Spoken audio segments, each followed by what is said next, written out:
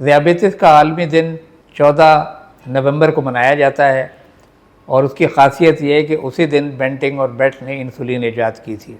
सवाल ये है कि आखिर पाकिस्तान डायबिटीज़ में पहले नंबर पे कैसे पहुंचा, ठीक, और सबसे ज़्यादा मरीज़ भी पाकिस्तान में है शुगर के, यानी ये हम आराम से प्रेडिक्ट कर सकते हैं कि पाकिस्तान नंबर 1 हो सकता है। अभी भी 3.5 करोड़ से ऊपर मरीज़ हैं ज़ियाबेतिस के।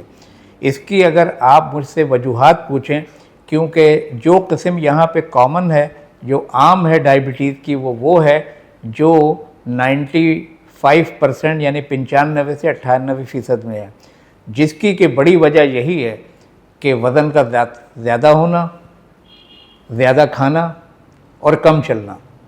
तो मैं 2 ही अहम आपको पैगामात दूंगा। आप ज़्यादा से ज़्यादा चलें, कम से कम 10,000 कदम चाहिए एक सेहतमंद रहने के लिए।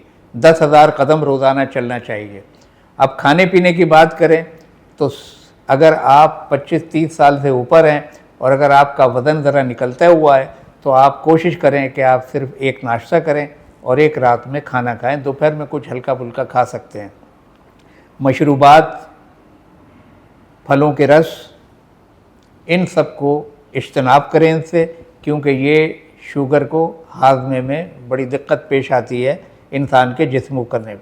उसके अलावा शहद और गुड़ का इस्तेमाल जो है वो भी मुज़िर हो सकता है कि अगर आपको शुगर हो गई है, लेकिन इसके अंदर शक्कर, गुड़ और शहद, इसको भी अवॉइड करना चाहिए।